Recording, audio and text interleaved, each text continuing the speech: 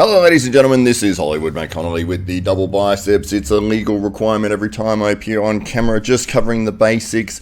Wanted to talk about the King of the Table 5 event that took place earlier today. For me, it was early this morning, but for wherever you are in the world, it might have been an evening. But a very well-ran event and some amazing matches were had. We saw some incredible fights that went right down to the wire. The main event paid off big time.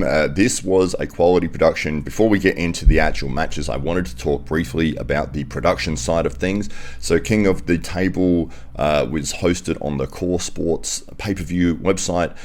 They did a really good job in their production. They have stepped up their quality big time. One little critique that I have, or actually there's a couple, but I think everything that they're doing, and they're trying to make things better every time that they put an event on, which is fantastic. They're trying to improve, and they're doing a really good job of a lot of things. They had awesome entrances. They framed their cameras really well. They had replays. They had really good commentary. Those elements were really good, and they covered that aspect very well.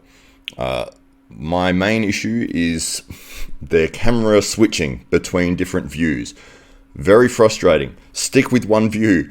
If you've got a main view, which should be straight dead on to the table where you can see both opponents, it's relative. It's the best shot that you can have from a viewing audience perspective. That is your number one camera shot. Stay with that during the match. Don't keep switching. There was like 8 cameras and they kept switching to these other shots, which were bad. These other shots were not good. The quality of the cameras weren't as good. They had several handheld ones. The guys were leaning over the top and they've got half of somebody's shoulder sticking in the shot during a match. And it's like, I can't see what's going on. Like, there was several times where pins or elbow fouls or those sorts of things actually occurred, and I missed it because they changed camera angles so often to worse camera positions. I get that you're trying to get different aspects and different shots from different angles. That's great, do that. But have the match as it's taking place with your main number one camera. In your replays, you can go and look at all the different angles and find the spots where it might be interesting. During the match, stick with the one camera. It's really simple. That's the one that everyone can see what's going on. These other cameras are like little side extras that you should be relying on those during a match. There's so many times I'm just like, stop changing the camera angle. I can't see what's happening. That side of it needs to be improved big time. That let them down. But in terms of that's a simple fix. Just stop changing the camera angle. If you want to go those different camera angles, do it in the replay. Do it afterwards. Don't do it during the main match. That's my point. I love the entrances. Loved the fact that they had music for each person. That Jake, the Aussie arm wrestler, Ward, did a tremendous job as the MC of the event. Hosted it fantastically. He is the number one guy in terms of being able to keep the audience interested and entertained, especially when there's dead time. And that's a really important skill, is when there's moments where people are not exactly sure what's going on. When the production crew or the opponents, or they're sort of not sure what the next matchup, or was that a foul, or the referees are conferring and there's dead air. That is the time when you rely on your commentary team and your MC to fill in that time. And Jake is a master of doing that. He will keep you entertained.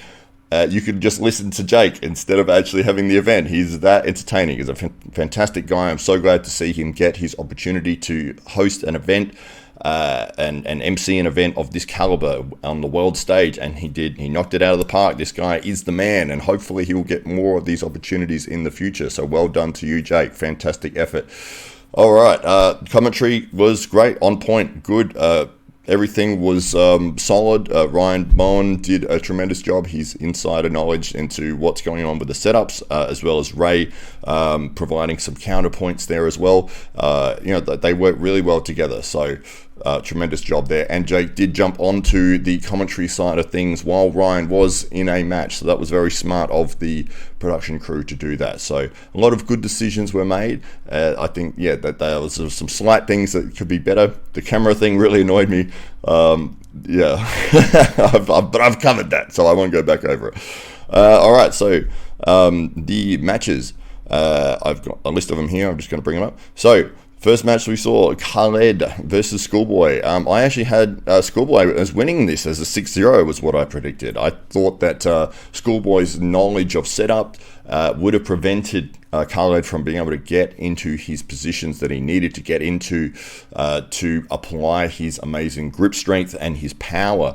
However, he had an interesting strategy. It was something that maybe we'll see more of in the future, or is that when he was... because he did lose position quite regularly in the match, and whenever he was defensive, he immediately dropped into a king's move position. Immediately, he would lose his arm, it would get extended. I'm trying to get that into the shots here. His arm would get extended, he would immediately allow his arm to be fully extended, and then he would be king's moving almost from the middle of the table and just pulling backwards with that, which Schoolboy seemed to exhaust himself trying to sort of figure out how to combat that.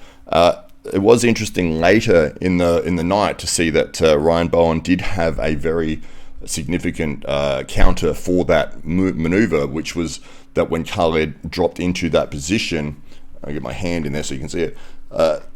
So Khaled would be in this position with pronation with his hand, and Ryan immediately turned his hand over as he kept applying pressure, which just dropped out that and allowed Ryan to get the pin. So that was pretty much the only difference there. But yeah, I was very surprised to see that Khaled did get the win, but well deserved. He did a fantastic job, and no detriment to Schoolboy. He is still a fantastic arm wrestler and has a bright future at only 22 years old. This guy will be the future of arm wrestling, and he's having these matches on the world stage already at 22 years old.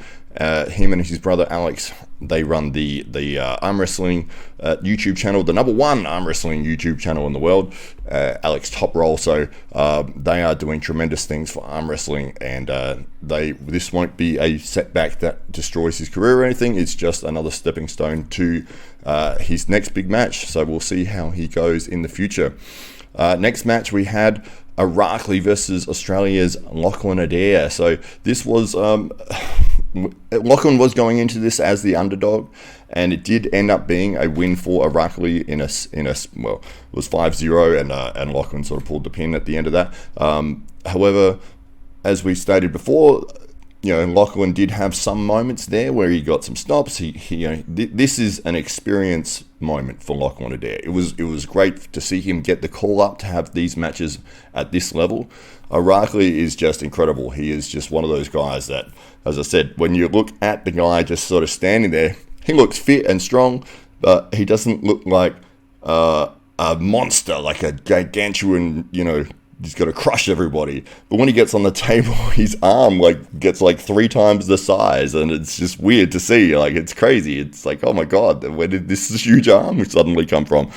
But he had the speed to just power through off the hit, off the go for Lachlan. I think Lachlan, it did look a little bit like he was trying to catch as opposed to really implement his power. Especially in the first early rounds. I don't think he was expecting that much speed and power coming from Irakli all at the same time. But he did, to his credit, he made some changes and tried some different things, tried some pressing, tried some different setups, although Irakli was able to counter those as well. But a learning experience, as we said, for Lachlan Adair, and we'll hopefully see him have some big matches and some success again in the future. So no downside for Lachlan in that match. He did good things. He was there. He got seen on the world stage, and hopefully he'll get an opportunity to be seen on that stage yet again in the future. Next matchup, but Alden Morozov and David, and it was this was another thing actually with the production side of things that should have happened. It was a draw. 3-3. No one wins in a draw. No one at all, including the audience. So unfortunately, everyone sort of loses in a way. You don't get an end to the match. You've got David, who was up, I think he was up 3-0 before Morozov actually made his comeback. So it ended 3-3, and it really should have gone a silver bullet match to get a winner. I have read something that David did retire before the silver bullet match. Maybe he was injured and he didn't want to pull that last one, and he was happy to end on a draw, then potentially ending on a loss. But this is what's frustrating to me about these 6-round matches. Personally, I would prefer to see first to 5. I'd like to see first to 5, and I know that might end up with like potentially 9 matches in a row.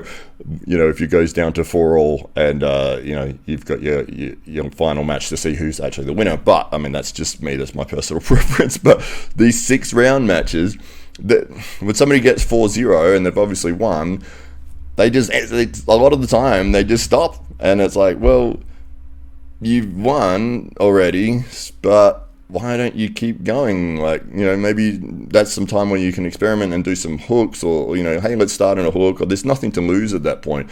Or you're even sort of robbing your opponent of having that 6-0 victory by pulling out at 4-0.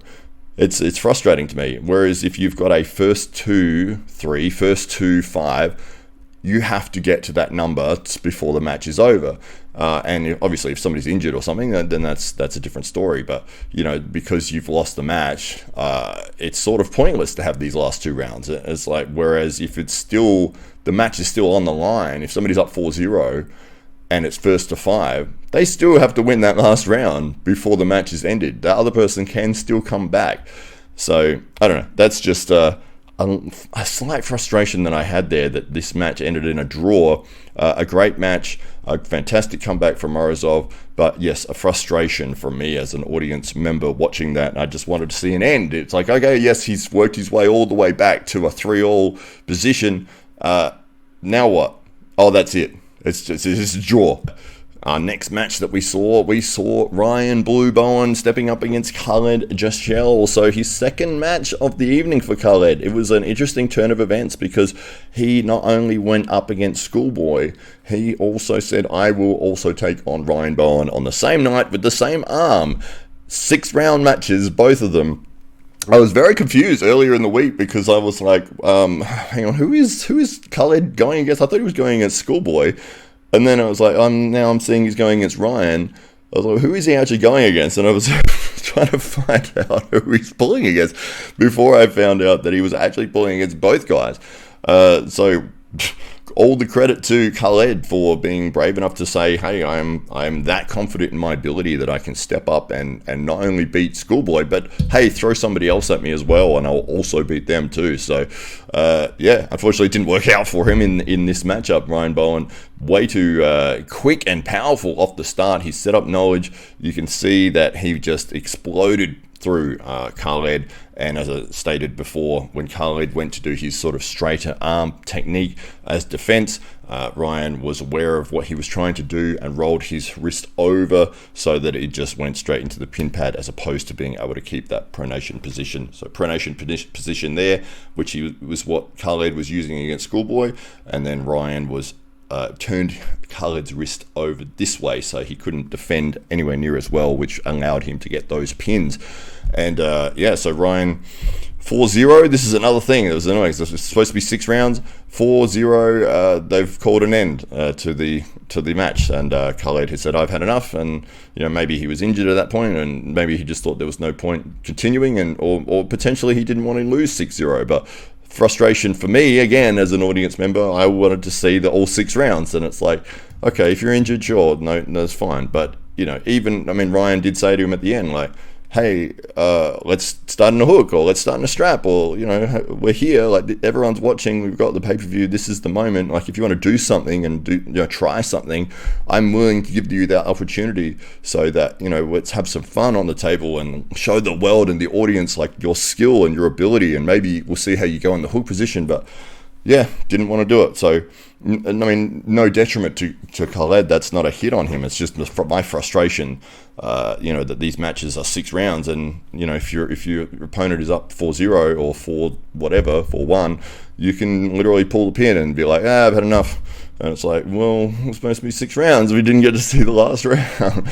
I would like to see as many rounds as I can because I like the strategy in the long game and seeing what happens with people when they start, not being able to rely on their speed or power, and they've got to rely on other things, or technique or strategy or endurance.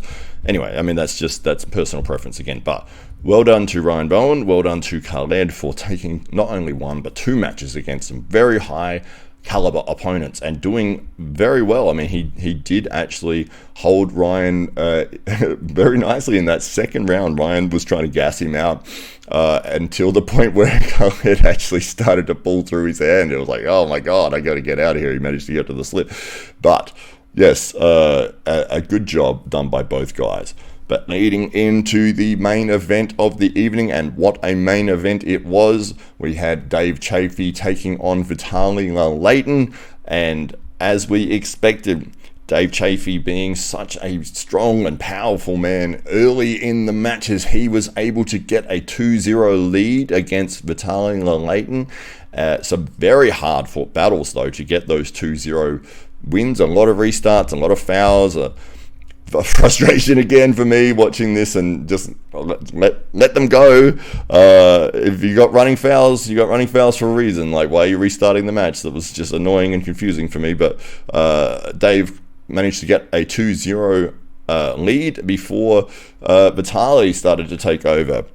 And I thought, no, this is the moment where Dave, seems to be his trend, is that he's so powerful early on, but then unfortunately he seems to he seems to gas and getting a little bit tired, and then his opponents sort of catch up and take over.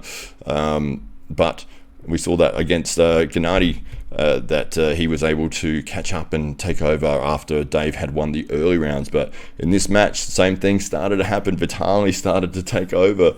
It came down to a 3-all silver bullet match. So Dave, it looked like he had figured out the press was what he needed to do to get the victory, and it wasn't until the last 2 rounds that he was able to go, oh, this is what I need to do, this is what's going to work for me. And at that point, Vitaly just didn't have an answer, wasn't able to adjust. And yeah, incredible matches though. I mean, these pulls went 30 seconds in a row, like of just crazy. Dave leaning on Vitaly's arm, and Vitaly being in a losing position and just holding on. You can see his face; he was giving it absolutely everything, and there were so many restarts as well, and they kept restarting, and they're doing it again and again, and it's like, God, I think Coach Ray at one point said, "This is why I hate running fouls, or the lack of running fouls, because you want running fouls to allow the match to keep going." It's just the frustration of having to pin your opponent multiple times, or having these really long, exhausting battles, and then the match just restarts, and it's like, oh God, it's just frustration. But one other thing that I found frustrating from the production point of view, why were they having these big gaps between, there would be a foul. It's like, okay, somebody's fouled, and then both athletes would go and walk into their corners and spend 2 minutes getting their arm massaged and getting tactics and everything from their corner.